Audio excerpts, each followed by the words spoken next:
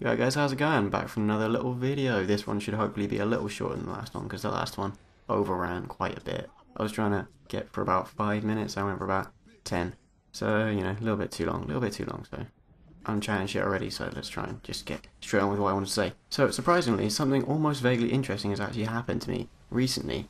One of my flatmates, who I mentioned in the last video, which you didn't watch, has actually just randomly up and moved. And this was someone that I actually like talk to sometimes as well. Not like particularly often, I suppose them every now and again, but it's not like we didn't talk. And they literally just fucked off. 3 days ago, I think it was Monday, it's Wednesday now, so 2 days ago, I was walking from the kitchen to my room, and instead of the person I would normally expect to see going into their room, there was an Asian guy with a suitcase. I was sort of like, oh,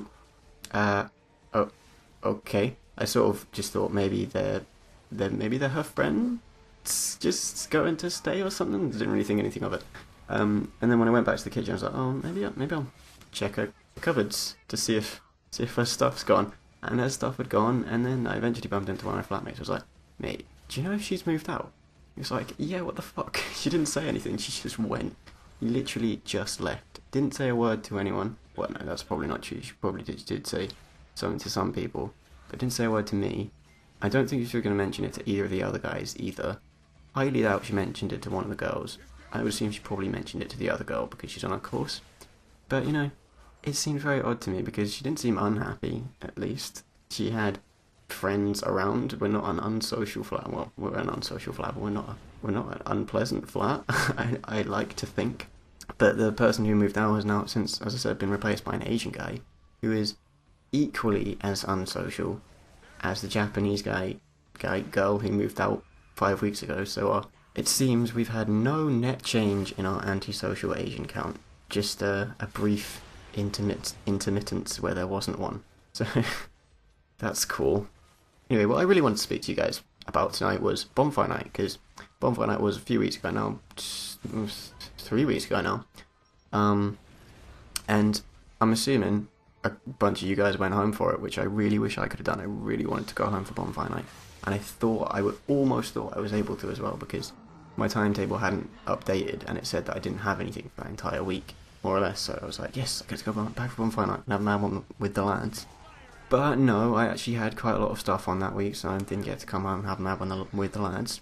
Instead, I had to have a not mad one in Leeds. Because let me tell you, Bonfire Night in Leeds is not quite Bonfire Night in Lewis, that is for damn sure. Whilst you guys were probably living it up, or maybe not, maybe you guys stayed at uni, I had a boring Bonfire Night as well. I'm assuming a few of you at least were living it up in Lewis. Whilst I was in Leeds, my Bonfire Night consisted of around about an hour.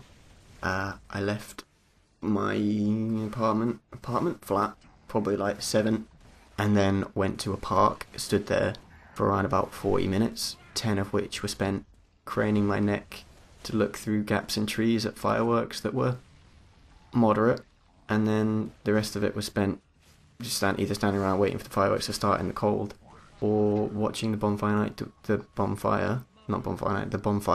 dwindle into nothing for 5 minutes or so whilst we waited to see if any more fireworks were going to start, because let me tell you, the fireworks were alright, but they were brief. The other thing I wanted to talk about quickly before I went is a text I got recently from my accommodation supplier. Supplier, is that the right word? I don't even know. Provider is probably a better word. That I thought was kind of funny. As in my accommodation, I'm assuming like most people's accommodation, obviously it's like a complex, so there's a gate to get in. You use your little fob on your keychain to buzz yourself through the gate, and then you use your fob to get yourself into your apartment. Block, into your block.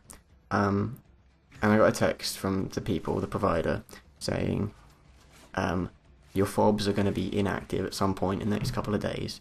So when your fob becomes inactive, just come on down to the reception, which is within the complex, and we'll give you a new one. And I thought, grand, that's all well and good, but how, sir, do you expect me to get in? Because I need the fob to get into the complex, so what if I get back really late and there's no one there to let me in and my fob's not working? Then I'm fucked, aren't I? Turns out they just chained the gate open, which really I probably should have thought of. So it's my fault. But, you know, I thought it was funny. Anyway, that's about it for me. I've bored you guys enough. thanks very much for watching if you did watch. I do hope you enjoyed it, even though you probably didn't. And I'll see you guys next time.